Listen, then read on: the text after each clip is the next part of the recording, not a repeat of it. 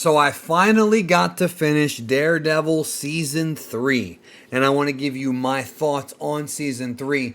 But I want to preface it by saying this. I watched the first 2 episodes of Born Again prior to finishing this season. And I did it because I had to cover it. But I also said in the review that I wanted to go back and finish Season 3. And I've done that now. But I wanted to comment on something. One of the things that hit me from watching Season 3, and it's been there sort of in the back of my mind, but it really hit me watching Season 3, is just how great Foggy and Karen are as the two side characters for Matt. You know, and obviously we know what happened in the first episode of Born Again.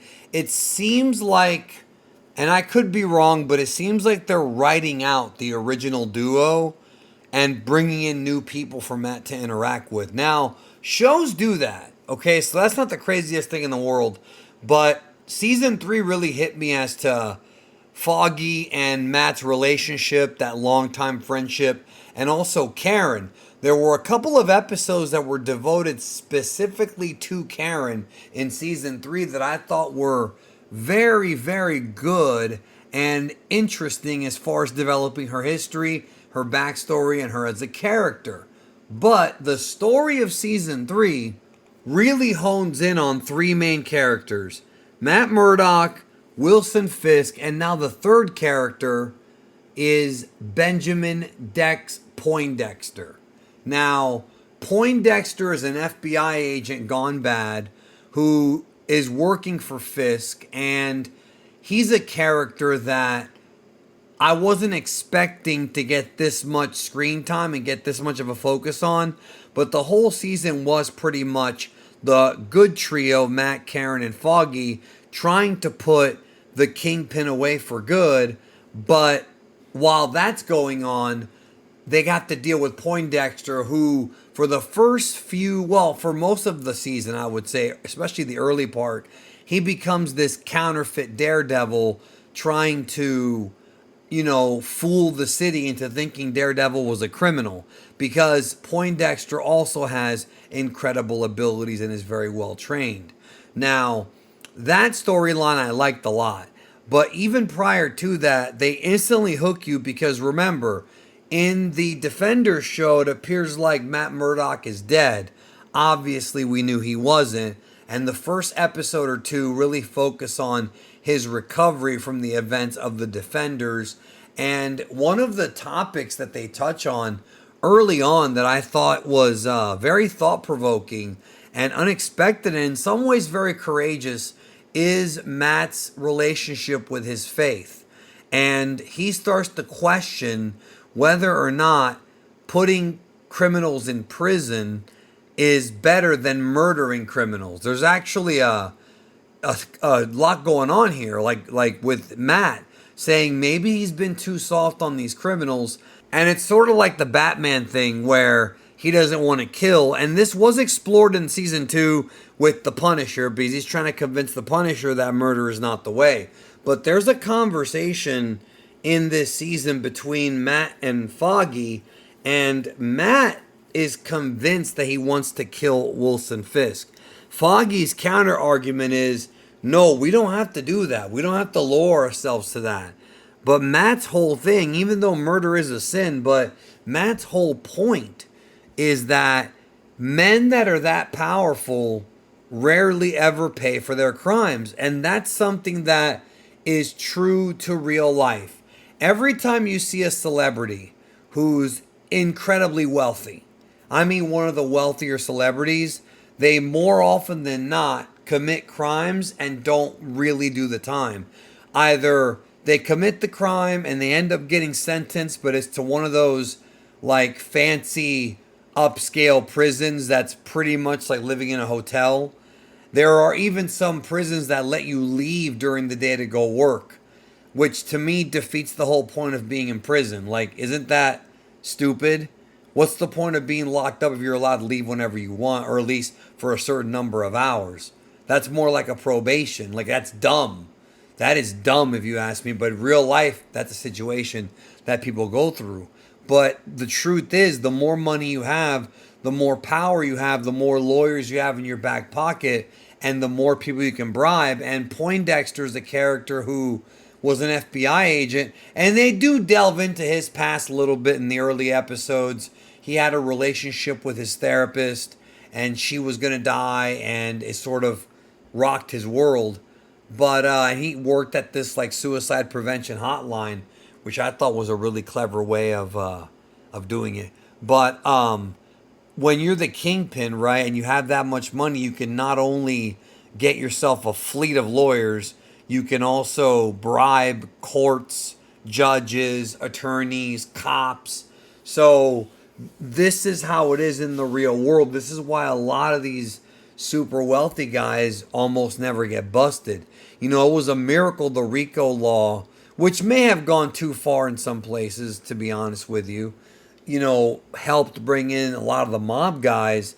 But there are celebrities, especially actors and athletes and people in the public, sphere that have way, way too much power and a giant fan base. And this fan base is what can save them by putting pressure on those that want to see them come to justice.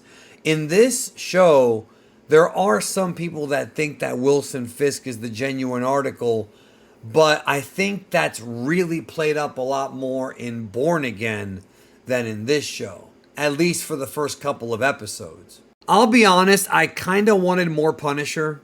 I think the whole storyline with Matt Murdock, thinking over his methods would have been more effective if the Punisher was there to counterbalance that.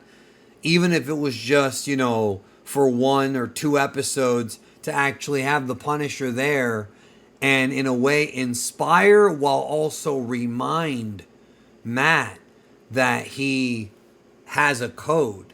So I do want to obviously put over the incredible performances from Charlie Cox, and obviously, you can't say anything at all bad about Vincent D'Onofrio's Kingpin. Even though when I used to read the comics, I always pictured Kingpin having this very deep, bassy voice. But the way that he's portrayed here is more like a little bit of a grovel.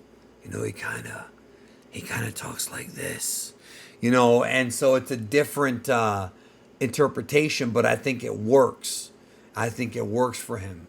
Now, besides those characters, you've also got the character of Ray Nadine. And Ray Nadine ends up being an integral part of the story as sort of the good cop to counterbalance Poindexter. He was not in the comics, and that character became very, very likable, although the ending of that character was pretty damn surprising. I get why they did that. This show continues to be no holds barred. And now that I see this, and then I look at Born Again, Born Again's first episode really did try to capture the vibe of the old show. The second one, not so much. But I don't want to be that guy who, I don't want to crap on it already because I enjoyed it. First 2 episodes of Born Again, which are out now if you haven't seen them yet. I'm guessing you're listening to this in March, but if you're listening to this in the future, at this point I've only seen the first 2 of Born Again, and I've wrapped up Daredevil. But what I was going to say was season 3 really kind of brought forward what makes this show work, and that is that every episode builds upon the previous. Every episode progresses the story, or sometimes tells us more about certain characters. There were episodes devoted just to Karen Page here. There were episodes devoted just to Ray. There was episodes devoted to the relationship between Wilson and Vanessa. Although not the whole episode, they did dedicate some scenes to it. I think that'll continue in Born Again. But, the show continues to be enjoyable. A bit more of a cop drama. It really comes off more like that than a superhero show. It's very grounded. And I can see somebody who isn't really into the science fiction fantasy aspect of superheroes, doesn't really like to watch that kind of stuff, but falling in love with a show like this because it's so different from the rest of the MCU And even though Spider-Man and Captain America come close, this is still more grounded in reality than even though Captain America does the spy drama stuff very well, he did take the super soldier serum, which Daredevil, Matt Murdock did not. So the super soldier serum would count as science fiction. So like I said, Captain America is not as grounded. Maybe the Falcon version, but who knows? Not as grounded as Daredevil, because also some of the other characters in the MCU have technology, whether it be vibranium, whether it be stuff from Wakanda. Now they've introduced adamantium.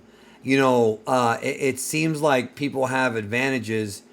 Daredevil has an advantage over regular humans, but in the grand scheme of these superheroes, he is the most grounded.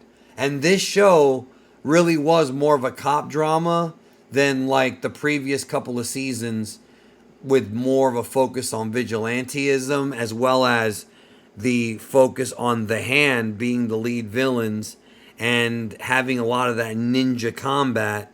This really changes up the formula, and they did it in a smart way. Therefore, the 3 seasons that we've gotten of the original Daredevil show are different. Similar vibe, but the antagonist and the overall progressing story does differ. The season finale was very satisfying. The ultimate final battle final battle for the original show between Daredevil and Wilson Fisk was very violent, just very bloody. I mean, this dude's getting married. On the night of his wedding, he's got to fight Daredevil. And it was good. It was very, very gruesome. Very, very gruesome. In the meantime, you've also got Poindexter doing his thing. And the whole thing about Wilson Fisk and like the agreement that Daredevil makes, which was, it was a great way to kind of satisfy the story. It's not just Matt Murdock wanting to kill him in cold blood, but it's also not, locking the dude up and having him just get out.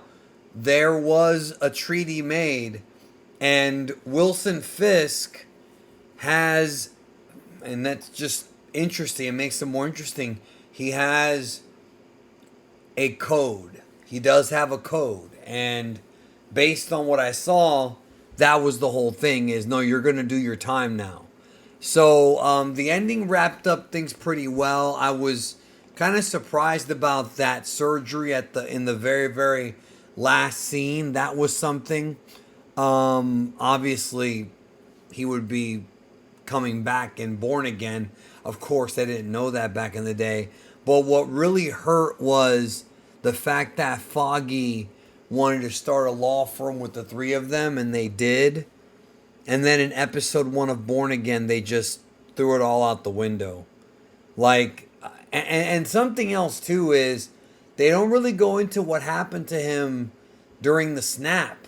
This came out in October, I think it ended in October of 2018, and Infinity War had already been out. So I'm guessing that they're going to have to figure out how to explain what happened during those 5 years, where there was nothing going on. They're going to have to really explain that in Born Again, or they'll just skip over it. I don't know. But in and of itself, it doesn't matter. Season 3 of Daredevil was, I thought very well written. As far as my favorite season goes, the more I think about it, the more I think it's probably the first one.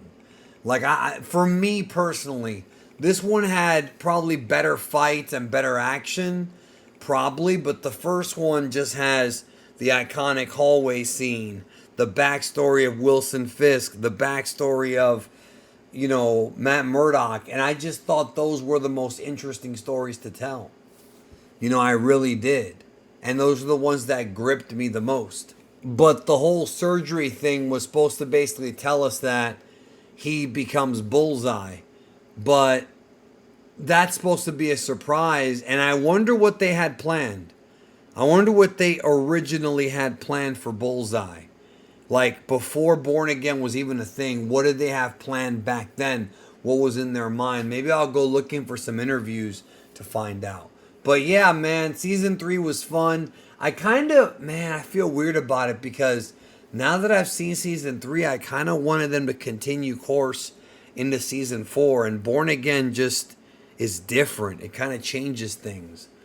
And I don't know about for the better or for the worse, but without Foggy and Karen there, I don't know, man. They were pretty damn important, and it hit me in this season, their importance to the story of Matt Murdock. So I enjoyed it quite a bit.